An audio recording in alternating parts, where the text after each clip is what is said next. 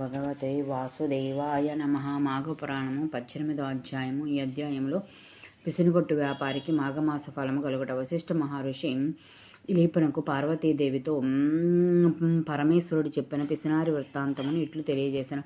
పార్వతి చాలా కాలం కిందట దక్షిణ ప్రాంతమందలి వసంతవాడనేను నామము గల పెద్ద పల్లె ఉండెను. అందుక బంగారు శెట్టి అనే వయస్సుడొకడుండెను. అతని భార్య పేరు తాయారమ్మ. బంగారు శెట్టి వట్టి పిసినిగొడ్డు.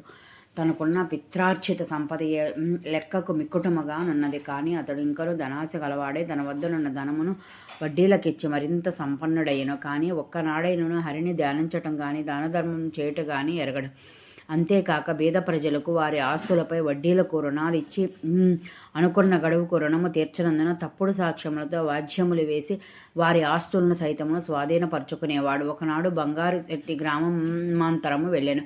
ఆ రోజు సాయంత్రము ఒక ముదుసలి బ్రాహ్మణుడు బంగారు శెట్టి భార్యను చూసి, తల్లి, నేను ముసలి వాడను. నా గ్రామము చేరవలన ఇంకనూ 10 ఆమడలు వెళ్ళవలసి ఉన్నది. ఇప్పుడు చీకటి కాపోతున్నది. ఆకాశంలో మేఘాలు ఉరుముతున్నవి. చల్లగాలికి వణికిపోతున్నాను. మీ ఇంటి వద్ద ఈ రాత్రి గడువని నీకెంతైనా పుణ్యం ఉంటుంది. నేను సద్బ్రాహ్మణుడు, సదాచార వ్రతుడను. ప్రాతకాలమున మాఘస్నానం చేసి వెళ్ళిపోదును అని బ్రతిమలాడెను. తాయారమ్మకు జాలి కలిగిన వెంటనే తన అరుగు మూల శుభ్రం చేసి అందొక తుంగా చాప వేసి కప్పుకొనుటకు వస్త్రం ఇచ్చి పండుకొండని పలికెను. ఆమె దయార్థ హృదయమునకు ఆ వృద్ధ బ్రాహ్మణుడు సంతసముంది విశ్రాంతి తీసుకొనుచుండగా తాయారమ్మ ఒక ఫలమునిచ్చి దానిని భుజించమని చెప్పి, ఆర్య, మాఘస్నానం చేసి వెళ్ళిదనన్నారు కదా, ఆ మాఘస్నానం అనగానేమి, దాని వలన కలుగు ఫలితమేమి, వినుడు కుతూహలముగా ఉన్నది అని అనగా, ఆ వృద్ధ బ్రాహ్మణుడు దుప్పటి కప్పుకొని, అమ్మ, మాఘమాసము గురించి చెప్పుటకు నాకు సఖ్యము కాదు. ఈ మాఘమాసముల్లో నదియందు గాని, తటాకమునందు గాని, లేక నూతియందు గాని సూర్యోదయం అయిన తర్వాత చన్నీలు స్నానం చేసిన విష్ణుమందిరానికి వెళ్ళి తులసీదళంతోనూ పువ్వులతోనూ పండ్లతోనూ పూజ చేసి స్వామివారి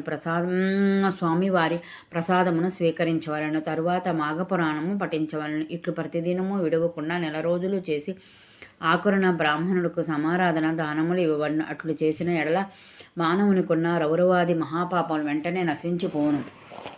ఒకవేళ ఈ 4 రోజులు చేయలేని వారు వృద్ధులు, రోగులు 1 రోజైనను అనగా ఏకాదశి రోజున గాని, ద్వాదశి నాడు గాని, పౌర్ణమి దినము గాని పై ప్రకారము చేసినతో సకల పాపములు వైదొలిగి సిరి సంపదలు, పుత్ర సంతానము కలుగును. ఇది నా అనుభవముతో తెలియచేయుచున్నాను అని చెప్పగా, ఆ బ్రాహ్మణుని మాటలు తాయారమ్మ మిక్కిలి సంతసించి తాను ప్రాతకాలమున బ్రాహ్మణుని నదికి పోయి స్నానం చేయుటకు నిశ్చయించుకొనెను. అంతలో పొరుగురికి వెళ్ళిన తన భర్తయగు బంగారు శెట్టి ఇంటికి వచ్చినాడు. అతడు రాగానే మాఘస్నానం గురించి చెప్పి తాను తెల్లవారుజామున స్నానమునకు పోదునని తెలియజేశాను. భార్య చెప్పిన మాటలకు బంగారు శెట్టి కోపం వచ్చి ఒంటి నిండా మంటలు బయలుదేరినట్లుగా పళ్ళు పటపట కొరికి, ఓసి ఎర్రిదాన, ఎవరు చెప్పినారే నీకు ఈ సంగతి? మాఘమాస స్నానమేమిటి, స్నానమేమిటి, వ్రతము దానములేమిటి? నీకేమైనా పిచ్చి పట్టినదా? చాలు చాలు, అధిక ప్రసంగం చేసినతో నోరు నొక్కి వేయుదును. డబ్బులు సంపాదించుటలో నా పంచప్రాణములు పోవచ్చున్నవి. ఎవరికి 1 పైసా కూడా వదలకుండా వడ్డీ వసూలు చేస్తూ కూడబెట్టిన ధనము దానం చేయమనివా? చలిలో చన్నీళ్ళు స్నానం చేసి పూజ చేసి దానములు చేస్తే ఒళ్ళు ఇల్లు గొల్లై నెత్తి పైన చెంగు వేసుకొని భిక్షాం దేహి అని అనవలసిందే. జాగ్రత్త, వెళ్ళి పడుకో అని భర్త కోపగించినాడు. ఆ రాత్రి తాయారమ్మకు నిద్ర పట్టలేదు. ఎప్పుడూ తెల్లవారున ఎప్పుడు నదికి వెళ్ళి స్నానం చేతున అని ఆతృతగా ఉన్నది. కొన్ని గడియలకు తెల్లవారింది. తాను కాలకృత్యమును తీర్చుకుని ఇంటికి వచ్చి ఉన్న వృద్ధ బ్రాహ్మణుడితో మగనికి చెప్పకుండా నదికి పోయి స్నానం చేయుచున్నది. ఈలోగా బంగారు శెట్టి పసిగట్టి ఒక దుడ్డుకర్ర తీసుకుని నదికి పోయి నీళ్ళలో దిగి భార్యను కొట్టబోచుండగా ఆ ఇద్దరు కొంత తడవు నీళ్ళలో పెనుగులాడిరి.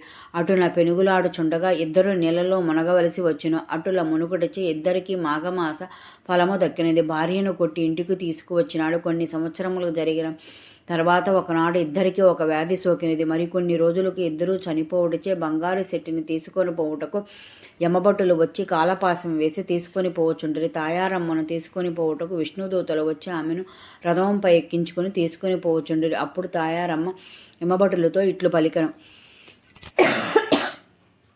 ఓ యమభటులారా, ఏమిటి అన్యాయము? నన్ను వైకుంఠములకు తీసుకొని పోవుట ఏమి? నా భర్తను యమలోకమును తీసుకొని పోవుటకు ఏమిటి, ఇద్దరము సమానమే కదా అని వారిని ఉద్దేశించి అడుగగా, ఓయమ్మ, నీవు మాఘమాసంలో ఒక దినమున స్నానం చేసేదివి, అదియును ఆ వృద్ధ బ్రాహ్మణుని వలన విని స్నానం చేయగా నీకు ఫలం దక్కినది. కానీ నీ భర్త అనేకులను హింసించి అన్యాయంగా ధనార్జన చేసి అనేకుల వద్ద అసత్యములాడి నరకము భయము లేక భగవంతునిపై భక్తి లేక వ్యవహరించినందున యమలోకమునకు తీసుకొని పోవచ్చున్నామని యమభటులు పలికిరి. ఆమె మరలా వారిని ఇట్లు ప్రశ్నించును, నేను ఒక్క దినము స్నానం చేసిన పుణ్యఫలము కలిగినప్పుడు నన్ను కొట్టుచు నాతో నా భర్త కూడా నీట మునిగినాడు కదా, శిక్షించుటలో ఇంత వ్యత్యాసమేలా కలిగెను అని అనగా, ఆ యమభటులు సంశయం కలిగి ఏమీయూ తోచక చిత్రగుప్తుని వద్దకు వెళ్ళి జరిగిన సంగతి ఆమె వేసిన ప్రశ్నలు తెలియజేశారు. చిత్రగుప్తుడు వారి ఇద్దరి పాపపుణ్యములను పట్టిక చూడగా ఇద్దరికీ సమానమైన పుణ్యఫలము రాసి ఉన్నది. జరిగిన పొరపాటుకు చిత్రగుప్తుడు విచారించి బంగారు శెట్టిని కూడా వైకుంఠముకు తీసుకొని పొమ్మని విష్ణుదూతలతో చెప్పాను. విష్ణులోకమును ముందుగా వెళ్ళి అన్న తాయారమ్మ భర్త గతి ఏమయ్యాను అని ఆతృతతో ఉండగా బంగారు శెట్టిని పుష్ప విమానం మీద తెచ్చి వైకుంఠములో విడిచిరి. భార్యాభర్తలు ఇద్దరు మిక్కిలి సంతసమందిరి. రాజా, వింటివా, భార్య వలన భర్తకు కూడా ఎట్లా మోక్షము కలిగినో, భర్త దుర్మార్గుడై పిసినగొట్టుగా వ్యవహరించినను భార్య యథాలాపంగా ఒక్కరోజు మాఘస్నానం చేసినందున ఇద్దరికి వైకుంఠ ప్రాప్తి కలిగినది కదా. కనుక మాఘస్నానం 4 రోజులు చేసినచో మరింత మోక్షదాయకము అనుటలో సందేహము లేదు. మాఘపురాణము 18వ అధ్యాయము సంపూర్ణము. ఓం నమో భగవతే వాసుదేవాయ నమః. ఓం నమో భగవతే